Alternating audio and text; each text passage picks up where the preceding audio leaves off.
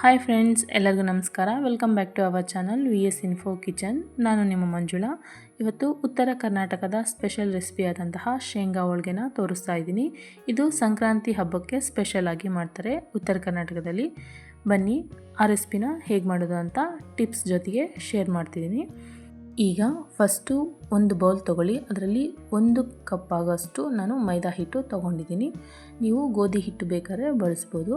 ಈಗ 1 ಚಿಟಿಕೆಯಷ್ಟು ಉಪ್ಪು ಹಾಕಿ ಮತ್ತು 2 ಸ್ಪೂನಷ್ಟು ಚಿರೋಟಿ ರವೆನ ತೊಗೊಂಡಿದ್ದೀನಿ. ಈಗ ಚೆನ್ನಾಗಿ ಮಿಕ್ಸ್ ಮಾಡಿ ನಂತರ ಸ್ವಲ್ಪನೇ ನೀರು ಹಾಕ್ತಾ ಚಪಾತಿ ಹಿಟ್ಟಿನ ಹದಕ್ಕೆ ಕಲಿಸ್ಕೋಬೇಕು. ತುಂಬ ಮೆತ್ತಗೂ ಆಗಬಾರ್ದು, ತುಂಬ ಗಟ್ಟಿನೂ ಆಗಬಾರ್ದು, ಮೀಡಿಯಮ್ ಆಗಿ ಇರಬೇಕು ಮೈದಾ ಹಿಟ್ಟು. ಈಗ ಒಂದು ಸ್ವಲ್ಪ ಎಣ್ಣೆ ಹಾಕಿ ಇದನ್ನು 2 ಗಂಟೆ ಕಾಲ ನೆನೆಯೋಕ್ಕೆ ಬಿಡಬೇಕು. ನೆಂದ್ಕೊಂಡಂಗೆಲ್ಲ ಹಿಟ್ಟು ಚೆನ್ನಾಗಿರುತ್ತೆ. ಈಗ ಒಂದು ಮುಚ್ಚಳ ಮುಚ್ಚಿಬಿಟ್ಟು 2 ಗಂಟೆ ಕಾಲ ನೆನೆಸೋಣ. ಈಗ ಶೇಂಗಾ ಬೀಜ ಪೌಡರ್ ಹೇಗೆ ಮಾಡ್ಕೊಳೋದು ಅಂತ ನೋಡೋಣ. 1 ಕಪ್ಪಷ್ಟು ಶೇಂಗಾ, 1 ಕಪ್ಪಷ್ಟು ನಾನು ಬೆಲ್ಲ ತೊಗೊಂಡಿದ್ದೀನಿ. ನೀವು ಸಿಹಿ ಕಡಿಮೆ ತಿನ್ನೋದಾದರೆ 3/4 ಕಪ್ಪು ಹಾಕ್ಕೊಳ್ಳಿ. ಅರ್ಧ ಕಪ್ಪಷ್ಟು ನಾನು ಒಣ ಕೊಬ್ಬರಿ ತೊಗೊಂಡಿದ್ದೀನಿ ಮತ್ತು 4 ಸ್ಪೂನಷ್ಟು ಎಳ್ಳು. ಒಣ ಕೊಬ್ಬರಿ ಅನ್ನೋದು ಇಲ್ಲಿ ಆಪ್ಷನಲ್, ಬೇಕಾದರೆ ಹಾಕ್ಕೊಳ್ಳಿ, ಇಲ್ಲಾಂದರೆ ಸ್ಕಿಪ್ ಮಾಡ್ಕೋಬೋದು. ಈಗ ನಾವು ಶೇಂಗಾ ಬೀಜನ ಹುರ್ಕೊಳ್ಳೋಣ. ಈಗ ಸ್ಟವ್ ಆನ್ ಮಾಡಿಕೊಂಡು ಒಂದು ಬಾಣಲಿ ಇಟ್ಕೊಳ್ಳಿ. ಈಗ ತೊಗೊಂಡಿರೋಂತಹ ಶೇಂಗಾ ಬೀಜನ ಫ್ರೈ ಮಾಡ್ಕೊಳ್ಳೋಣ. ನಾನು ಇಲ್ಲಿ ಮೀಡಿಯಮ್ ಸೈಜ್ ಇರೋಂತಹ ಶೇಂಗಾ ಬೀಜನ ತೊಗೊಂಡಿದ್ದೀನಿ ಹೋಳಿಗೆ ಮಾಡಲಿಕ್ಕೆ. ನೀವು ದೊಡ್ಡ ಸೈಜ್ ಇರೋ ಶೇಂಗಾನ ಕೂಡ ತೊಗೋಬೋದು. ಇದನ್ನು ಮೀಡಿಯಮ್ ಫ್ಲೇಮಲ್ಲೇ ಇಟ್ಟು ಫ್ರೈ ಮಾಡ್ಕೋಬೇಕು. ಇದು ಸ್ವಲ್ಪ ಒಂದು 10 ನಿಮಿಷ ಟೈಮ್ ತೊಗೊಳುತ್ತೆ ಅಷ್ಟೇ. ಈಗ ನೋಡಿ ಫ್ರೈ ಆಗಿದೆ. ಇದನ್ನು ಒಂದು ಪ್ಲೇಟಲ್ಲಿ ಹಾಕಿ ಆರಲಿಕ್ಕೆ ಬಿಡೋಣ. ಈಗ ಅದೇ ಬಾಣಲಿಯಲ್ಲಿ ಅರ್ಧ ಕಪ್ ಆಗೋಷ್ಟು ನಾವು ಒಣ ಕೊಬ್ಬರಿನ ತೊಗೊಂಡಿದ್ವಲ್ಲ, ಇದನ್ನು ಲೈಟಾಗಿ ಫ್ರೈ ಮಾಡ್ಕೋಬೇಕು ಅಷ್ಟೇ. ಈಗ ಅದನ್ನು ಒಂದು ಬೌಲಲ್ಲಿ ಹಾಕಿ ಎತ್ತಿಟ್ಕೊಳ್ಳೋಣ. ಈಗ ಅದೇ ಬಾಣಲಿಯಲ್ಲಿ ನಾವು 4 ಸ್ಪೂನು ಎಳ್ಳು ತೊಗೊಂಡಿದ್ವಲ್ಲ, ಅದನ್ನು ಕೂಡ ಫ್ರೈ ಮಾಡ್ಕೊಳ್ಳೋಣ. ಇದು ಎಳ್ಳು ಸಿಡಿತಾ ಇರುತ್ತಲ್ಲ, ಆ ಟೈಮಲ್ಲಿ ನಾವು ಎತ್ತಿಟ್ಕೋಬೇಕು. ಈಗ ಆಗಿದೆ, ಎಳ್ಳು ಕೂಡ ಫ್ರೈ ಆಗಿದೆ. ಇದನ್ನು ತಣ್ಣಗಾಗಲಿಕ್ಕೆ ಬಿಡೋಣ. ನಾನು ಇಲ್ಲಿ ಶೇಂಗಾ ಬೀಜನ ಕ್ಲೀನ್ ಮಾಡಿ ಎತ್ತಿಟ್ಕೊಂಡಿನಿ. ಈಗ ಒಂದು ಮಿಕ್ಸರ್ ಜಾರ್ ತೊಗೊಂಡು ಕ್ಲೀನ್ ಮಾಡಿರೋಂತಹ ಶೇಂಗಾ ಬೀಜನ ಸೇರಿಸಿ ನಂತರ ಎಳ್ಳು ಮತ್ತು ಕೊಬ್ಬರಿನ ಫ್ರೈ ಮಾಡ್ಕೊಂಡಿದ್ವಲ್ಲ ಅದನ್ನು ಕೂಡ ಸೇರಿಸಿ ನಂತರ ಇದಕ್ಕೆ 1 ಸ್ಪೂನ್ ಆಗೋಷ್ಟು ನಾವು ಶುಂಠಿ ಪುಡಿನ ಸೇರಿಸ್ಕೊಬೇಕು. ನಂತರ ಇದನ್ನು ಮಿಕ್ಸಿ ಮಾಡ್ಕೊಳ್ಳಿ ಫಸ್ಟು. ಈಗ ನೋಡಿ ಮಿಕ್ಸಿ ಮಾಡ್ಕೊಂಡಾಗಿದೆ. ಈಗ 1 ಕಪ್ ಆಗೋಷ್ಟು ನಾನು ಬೆಲ್ಲನ ಸೇರಿಸ್ತಾ ಇದ್ದೀನಿ. ನೀವು ಟೇಸ್ಟಿಗೆ ಎಷ್ಟು ಬೇಕೋ ನೋಡಿ ಹಾಕ್ಕೊಳ್ಳಿ. ನಂತರ ಇದನ್ನು ನುಣ್ಣಗೆ ರುಬ್ಕೊಂಬರಬೇಕು. ತರಿ ಇರಬಾರ್ದು, ಸಾಫ್ಟಾಗಿ ರುಬ್ಕೊಂಬರಬೇಕು. ನಾನು ಇಲ್ಲಿ ಒಂದು ಪರಾತನ ತೊಗೊತಿದ್ದೀನಿ. ಅಗಲ ಆದಂತಹ ಒಂದು ಪ್ಲೇಟ್ ತೊಗೊಳ್ಳಿ. ಅದಕ್ಕೆ ಮಿಕ್ಸಿ ಮಾಡ್ಕೊಂಡಿರೋಂತಹ ಶೇಂಗಾ ಬೀಜ ಪೌಡರ್ನ ಹಾಕಿ ಗಂಟು ಏನಾದರೂ ಇದ್ದರೆ ಅದನ್ನೆಲ್ಲ ಪುಡಿ ಮಾಡಿಕೊಂಡು ಇಟ್ಕೊಳ್ಳಿ. ಈಗ ಸ್ವಲ್ಪನೇ ನೀರು ಹಾಕಬೇಕು. ನಾನು ಒಂದು ಚಿಕ್ಕ ಗ್ಲಾಸಲ್ಲಿ ಒಂದು ಅರ್ಧ ಗ್ಲಾಸಷ್ಟೇ ನೀರು ಇಡಿಸಿದೆ ಇಷ್ಟಕ್ಕೆ ನಾದ್ಕೊಳ್ಳಲಿಕ್ಕೆ. ಜಾಸ್ತಿ ನೀರು ಹಾಕಲೇಬಾರ್ದು, ಮೆತ್ತಗಾದರೆ ಶೇಂಗಾ ಹೋಳಿಗೆ ಮಾಡೋಕ್ಕೆ ಬರೋದಿಲ್ಲ. ಸ್ವಲ್ಪನೇ ನೀರು ಹಾಕ್ತಾ ನಾದ್ಕೋಬೇಕು. ಕೈನ ಸ್ವಲ್ಪ ನೀರಲ್ಲಿ ಹದ್ಕೊಂಡು ಸ್ವಲ್ಪನೇ ನಾದ್ಕೊಳ್ಳಿ. ಆಗ ಮೆತ್ತಗಾಗೋದಿಲ್ಲ, ಕರೆಕ್ಟ್ ಕನ್ಸಿಸ್ಟೆನ್ಸಿ ಬರುತ್ತೆ. ನಾವು ನಾದ್ದಂಗೆಲ್ಲ ಎಣ್ಣೆ ಬಿಟ್ಕೊಳುತ್ತಲ್ವ, ಅದೇ ನಮಗೆ ಮಿಕ್ಸ್ ಮಾಡಲಿಕ್ಕೆ ಸರೋಗುತ್ತೆ. ಜಾಸ್ತಿ ನೀರು ಹಾಕೋ ಅವಶ್ಯಕತೆನೇ ಬರೋದಿಲ್ಲ. ಇದು ಒಂದು ವೇಳೆ ಮೆತ್ತಗಾಯಿತು ಅಂದ್ಕೊಳ್ಳಿ, ಒಂದು ಸ್ವಲ್ಪ ಶೇಂಗಾ ಬೀಜನ ಮಿಕ್ಸಿ ಮಾಡಿಕೊಂಡು ಹಾಕ್ಕೊಳ್ಳಿ. ಇಲ್ಲಾಂದರೆ ಸ್ವಲ್ಪ ಹೊತ್ತು ಬಿಟ್ಟರೆ ಇದು ಗಟ್ಟಿಗಾಗ್ಬಿಡುತ್ತೆ. ತುಂಬ ಮೆತ್ತಗಾಯಿತು ಅಂದರೆ ಮಾತ್ರ ಸ್ವಲ್ಪ ಶೇಂಗಾ ಬೀಜ ಪೌಡರ್ ಹಾಕ್ಕೊಂಡು ಮಿಕ್ಸ್ ಮಾಡ್ಕೊಳ್ಳಿ.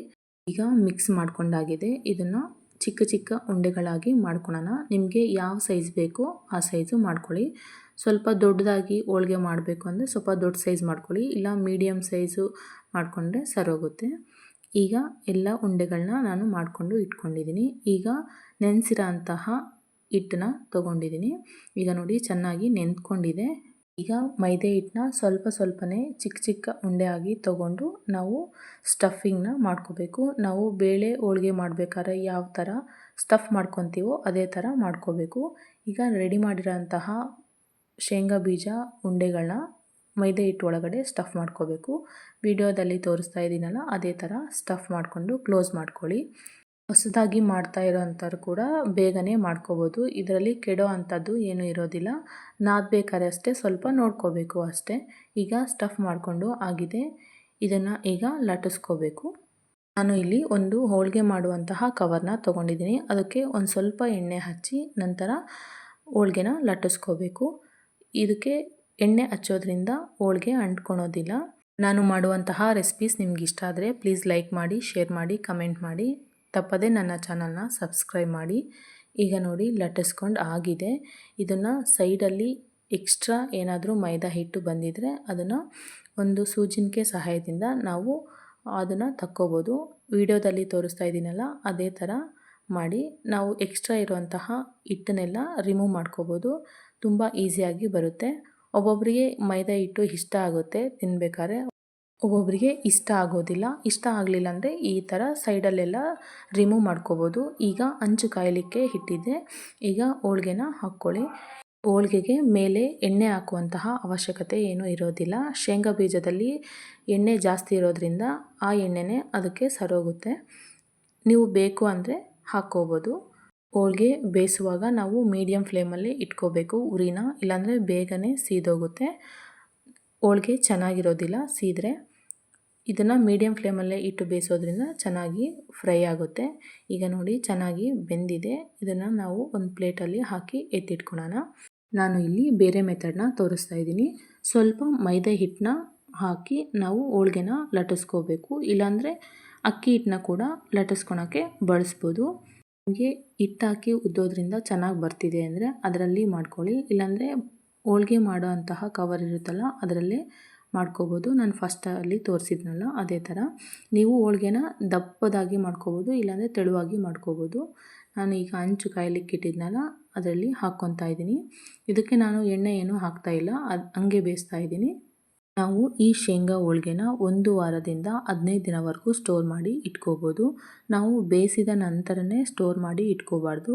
ತಣ್ಣಗಾಗಬೇಕು. ಫುಲ್ ತಣ್ಣಗಾದ ನಂತರ ನಾವು ಸ್ಟೋರ್ ಮಾಡಿ ಇಟ್ಕೋಬೇಕು. ಈಗ ಹೋಳಿಗೆ ಬೆಂದಿದೆ. ನಾನು ಒಂದು ಪ್ಲೇಟಲ್ಲಿ ಹಾಕಿ ಎತ್ತಿಟ್ಕೊತಾ ಇದ್ದೀನಿ.